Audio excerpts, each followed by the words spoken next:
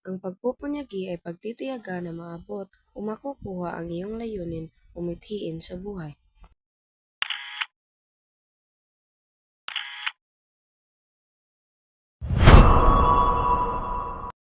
Isang dalaga ang matapang na humaharap sa mabigat na hamon ng buhay. Iniwan sila ng ama at nagkasakit ang ina, kung kaya siya ang naging sandigan ng pamilya. Sa kabila ng pagod sa gawaing bahay at trabaho, ay pinagsasabay niya ang pag-aaral upang matupad ang kaniyang pangarap na mapagamot ang ina at maitaguyod ang magandang kinabukasan para sa kanilang lahat. Bago ko tapusin ang klase, ay tandaan niyong magpapasulit ako bukas. Kaya siguraduhin niyong mag-aaral kayo ng mabuti. Naintindihan niyo? Opo, ma'am. Kaya paalam! Paalam po, Ma'am Pinky. Ako si Shiva. Bata pa lang ako ay iniwan na kami ng aming ama. May isa akong kapatid at ang ina ko naman ay may sakit.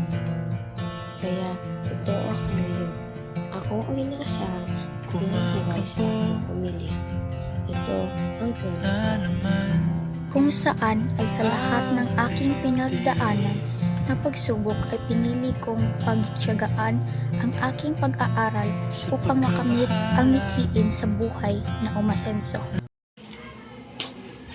Ate, nandito ka na pala. Nagugutom na kasi ako.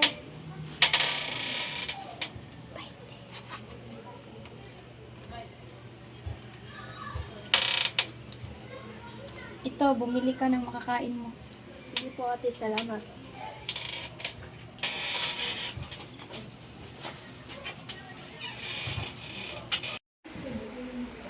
Hi, Nay. Musta ka na po? Magpagaling ka po, ha? Miss na miss ka na po namin. Lalo na po yung mga luto mo, yung mga banding natin. Tapos, yung pag-aaral namin, huwag ka po mag-alala.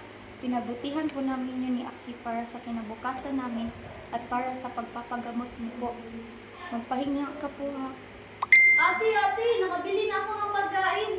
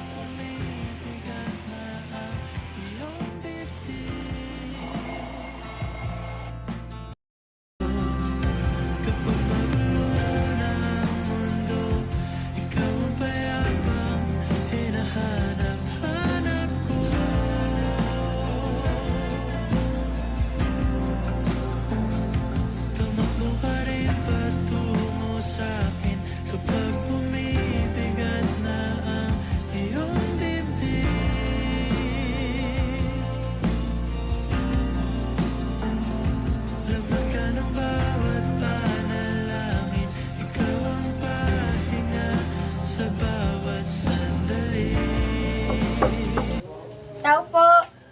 Sino yan? Maid niyo po ito. Pasok ka, Iha. Salamat po. Ang aga mo ngayon. Napaaga po kasi yung gising ko. Ah, Magandang umaga po pala. Pasensya na po, na-disturbo ko po yung tulog niyo. okay lang yun, Iha. Magsisimula na po ba ako maglinis? Teka lang. Dahil napakasipag at napakabait mong bata, expect an advance bonus this week. Talaga po ba? Oo. Salamat po ng marami. Makakatulong po yan sa pagpapagamot ng aking ina. Walang anuman, Iha. Maaari ka na magsimula. Sige po.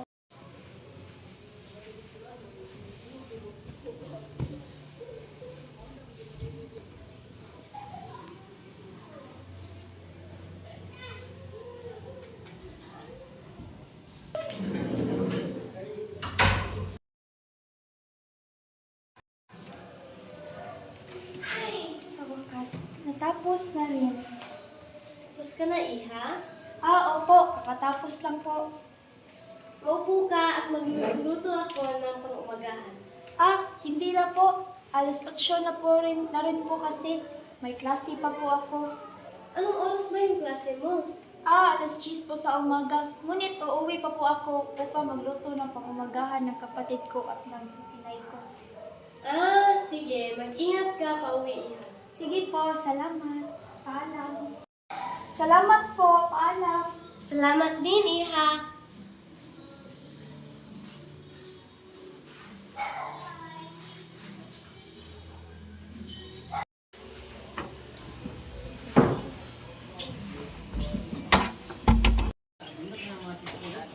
Ay, nakakapagod.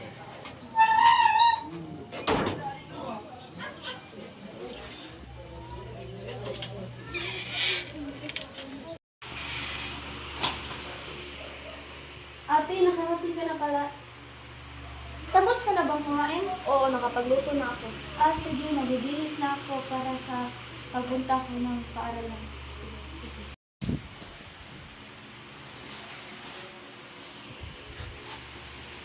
Aki, aalis na ako. Maghanda ka na rin. Sige po, ate. Paalam. Mag-ingat ka. Ingat ka rin. Magandang umaga, class! Magandang umaga po, Binibining Bari 4. Masya po. Naalala niyo ba yung sinabi ko kahapon na magpapasulit ako ngayon? Nag-aral ba kayo ng mabuti? Oo! Ang makakakuha ng mataas na marka ay sasali ko sa isang kompetisyon. Magsimula na tayo.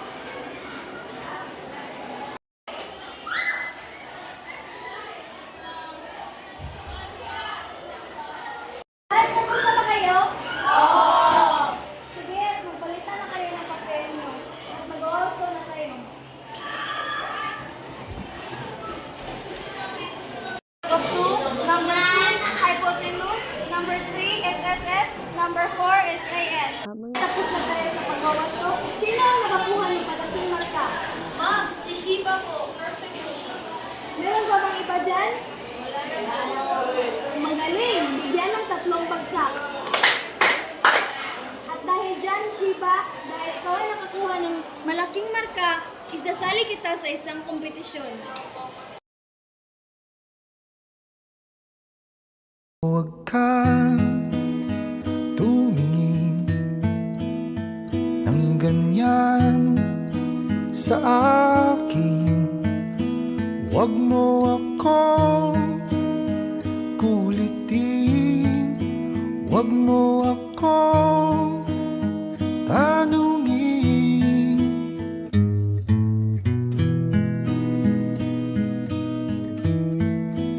Dahil katulad mo, Estudyante na napagkagaling sa larangan ng math. Ito si Shiba Niño Orte mula sa Ramon Duterte Memorial National High School. At sa Science High, si A.G. Brett Dongalio.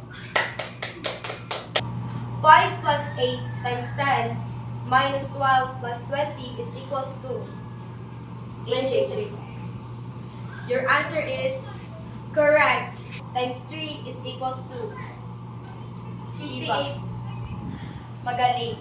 23 minus 88 is equals to 24925. Your answer is correct! Would you like to take a break? Ang contestant natin ay nag-request ng break. Kaya, pagbigyan natin. Ang galing mong sumagot, Shiba. Salamat, ma'am. Ngunit, kinakabahan ako. Huwag kang kabahan. Magtiwala ka sa sarili mo. Manalo man o matalo, ipinagmalaki ka pa rin ng school natin. Salamat, ma'am. Plus 24 is equals to Shiba. 61. Is correct! Now we have a winner! 10,000 pesos! Kung ka pa niwala, nanalo mo ako! Wow! Ang galing mo, Shiba. Sobrang galing mo talaga. Talaga po ba? Oh, dahil ang galing mo kasi kanina. Teka, bagay lang to, pero sana tagapin mo. Naku! Sobrang laking tulong ito! Salamat po! Sobrang saya ko. Sobrang saya. Pero lahat ng saya na iyon ay nabawi rin. Aki! Aki! Ate, wala na si Mama. Nay! Nay! Nay, gumising ka! Nay! Nay!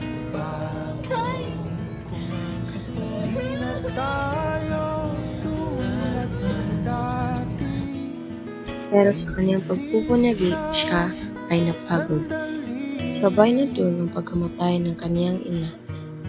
Para na siyang nawala ng pag-asa na makamit ang mithiin niya sa buhay. Pero determinado siya na makamit ang kanyang mga mithiin sa buhay. Kaya tinanggap niya ang mga hamon at pagsubok na dumating sa kanilang buhay. Pero kahit ni isang beses ay hindi siya nagreklamo at lumaban na lang sa buhay. Tama nga sila. Kailangan hindi ako mawala ng pag-asa.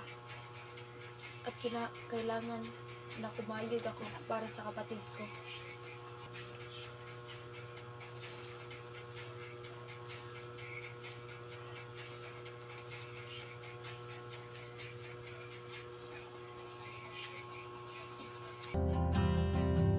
Saan ba ako lalapit? Hindi ko na rin alam ang sisiguraduhin ko lang na maganda ang kinabukasan mo. Matutupad ko ang pangako ko kanina na aalagaan kita hanggang sa makakaya. Ate, hindi kayo magla-live series sa Hindi yan mo. May budget rin naman ako na natitira para dyan. Hindi mabilis maputol. O may garter sa likod. Iyong dibdib ika'y sasalubungin. Bukas kaya Ang dami ng bumibili at ang dami ng benta natin, Aki. Oo nga ate. Sigurado akong giginhawa pa ang ating buhay ito. Opo ate. Kung nandito pa si inay, sigurado ako matutuwa siya sa atin. Oo nga, no. Sisiguraduhin ko talaga na lalago pa ang ating negosyo at magsisikapan ko ito para sa ating dalawa. Sige ate. Nakapagtapos na ako ng pag-aaral. Namuhay na rin kami ng kapatid ko ng may kaya. Sa aking pagpupunyagi, sa wakas, ako ay... Pero paano kaya kung hindi siya nagpunyagi? Tingnan natin ang posible na mangyari kay Shiva kung mas pinili niyang ibaliwala ang lahat ng nangyayari at hindi nagtiyaga sa kanyang pag-aaral. Gaya na lang nitong si Rian. Grabe naman ang pagpupunyagi at pagtsatsaga ni Shiva. Paano niya kaya nagagawa rin? Bali na lang, maglalaro na lang ako. Ay, oo nga pala, may exam nga pala kami bukas. Pero, sige na, papatuloy ko na lang pag maglalaro ko. Ano ba yan? Lalo? Subukan ko nga lang mag-aral.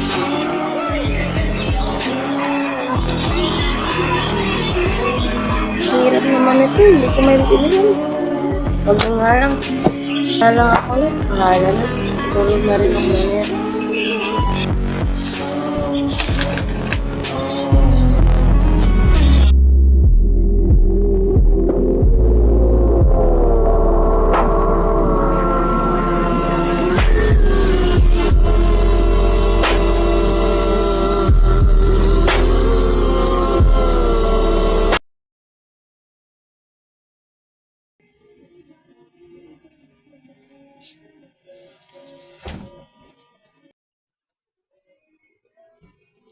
Ano ba yan? Ulit na nakuha kong marka kanina. Sana pala nag-aaral na lang ako. Sana pala, hinaya ko na lang si Shiva na nagtsatsaga pa ako, nagpupunyagi siya. Kaya kahit anumang mangyari, ay piliin natin ang pagpupunyagi. Dahil isa ito sa mga susi para tayo ay makamit natin ang ating mithiin sa ating buhay.